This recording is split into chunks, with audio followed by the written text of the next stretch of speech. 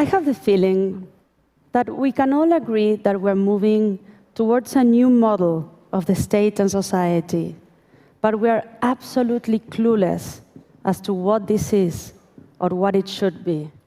It seems like we need to have a conversation about democracy in our day and age. Let's think about it this way. We are 21st century citizens doing our very, very best to interact with 19th century design institutions that are based on an information technology of the 15th century. Let's have a look at some of the characteristics of this system. First of all, it's designed for an information technology that's over 500 years old. And the best possible system that could be designed for it is one where the few make daily decisions in name of the many, and the many get to vote once every couple of years. On the second place, the costs of participating in this system are incredibly high. You either have to have a fair bit of money and influence, or you have to devote your entire life to politics. You have to become a party member and slowly start working up the ranks until maybe one day you'll get to sit at a table where the decision is being made. And last but not least, the language of the system is incredibly cryptic. It's done for lawyers, by lawyers, and no one else can understand. So it's a system where we can choose authorities, but we are completely left out on how those authorities reach their decisions.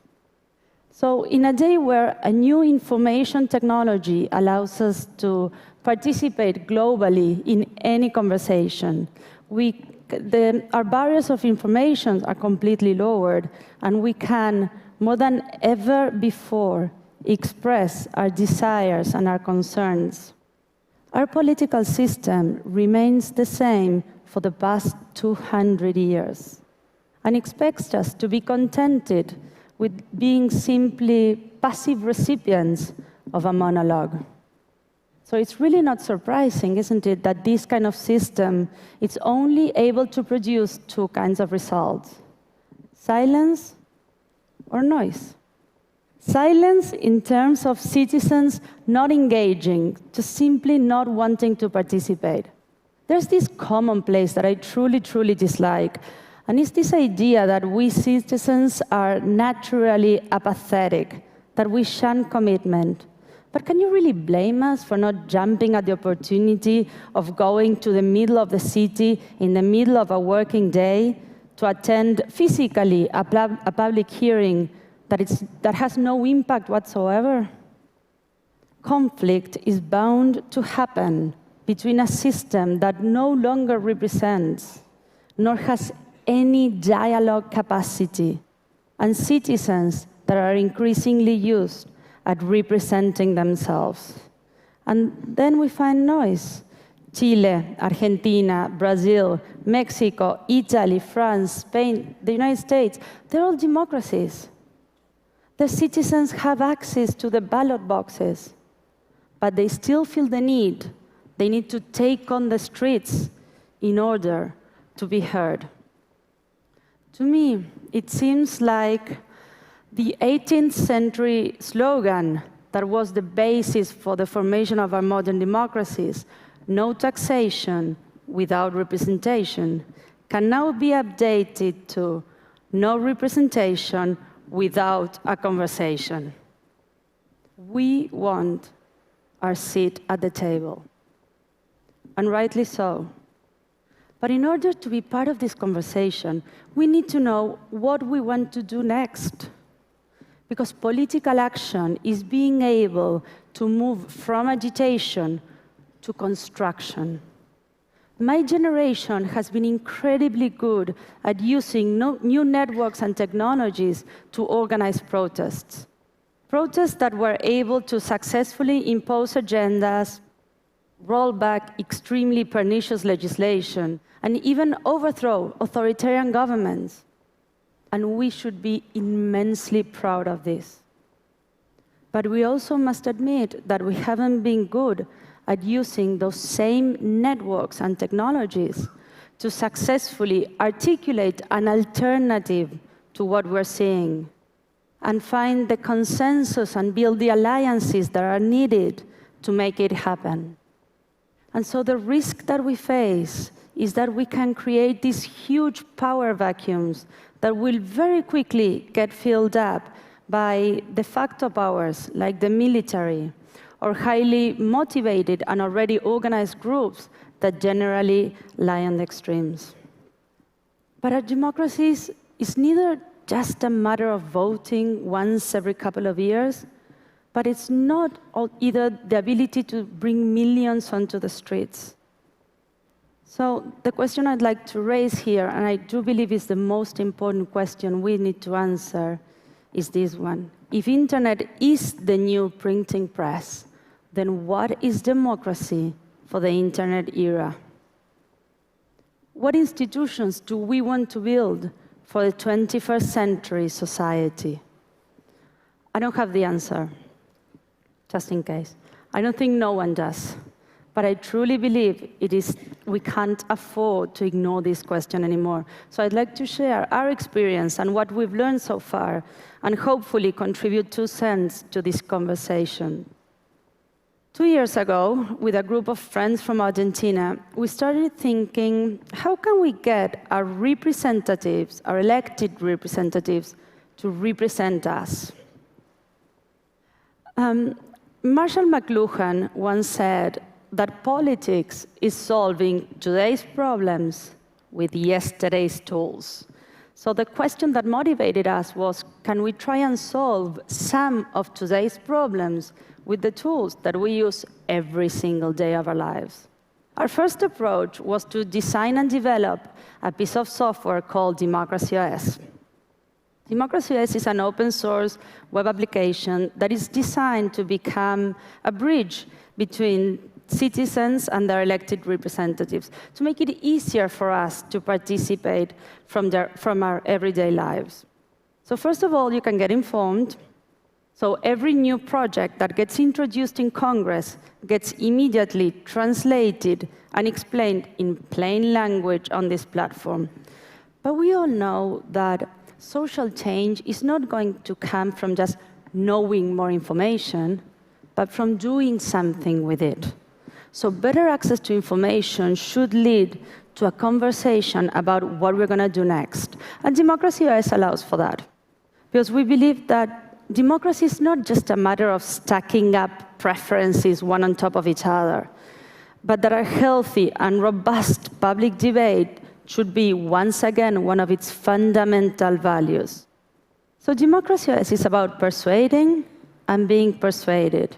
It's about reaching a consensus as much as finding a proper way of channeling our disagreement. And finally, you can vote how you would like your elected representative to vote. And if you do not feel comfortable voting on a certain issue, you can always delegate your vote to someone else, allowing for a dynamic and emerging social leadership. It suddenly became very easy for us to simply compare these results with how our representatives were voting in Congress. But it also became very evident that technology was not going to do the trick. What we needed to do was to find actors that were able to grab this distributed knowledge in society and use it to make better and more fair decisions. So we reached out to traditional political parties, and we offered them Democracy OS. We said, look, here you have a platform that you can use to build a two-way conversation with your constituencies. And yes, we failed. We failed big time. We were, sent to play outside like little kids. Amongst other things, we were called naive. And I must be honest, I think in hindsight we were. Because the challenges that we face, they're not technological, they're cultural. Political parties were never willing to change the way they make their decisions.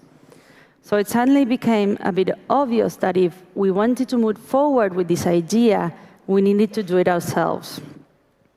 And so we took quite a leap of faith, And in August last year, we funded our own political party, El Partido de la Red, or the Net Party, in the city of Buenos Aires. And taking an even bigger leap of faith, we ran for elections on October last year with this idea.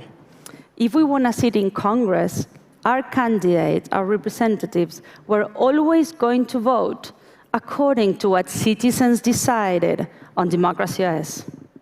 Every single project that got introduced in Congress, we were going to vote according to what citizens decided on an online platform. It was our way of hacking the political system. We understood that if we wanted to become part of the conversation, to have a seat at the table, we needed to become valid stakeholders. And the only way of doing it is to play by the system rules. But we were hacking it in the sense that we were radically changing the way a political party makes its decisions. For the first time, we were making our decisions together with those who we were affecting directly by those decisions. It was a very, very bold move for a 2-month-old party in the city of Buenos Aires. But it got attention. We got 22,000 votes, that's 1.2% of the votes, and we came in second for the local options. So even if that wasn't enough to win a seat in Congress, it was enough for us to become part of the conversation. To the extent that next month, where Congress as an institution is launching for the first time in Argentina's history a Democracy.es to discuss with the citizens 3 pieces of legislation, 2 on urban transportation and 1 on the use of public space. Of course, our elected representatives are not saying, yes, we're going to vote according to what citizens decide, but they're willing to try. They're willing to open up a new space for citizen engagement, and hopefully they're willing to listen as well. Our political system can be transformed, and not by subverting it, by destroying it, but by rewiring it with the tools that internet affords us now. But our real challenge is to find, to design, to create, to empower those connectors that are able to innovate, to transform noise and silence into signal, and finally bring our democracies to the 21st century. I'm not saying it's easy, but in our experience, we actually stand a chance of making it work. And in my heart, it's most definitely worth trying. Thank you. Thank you.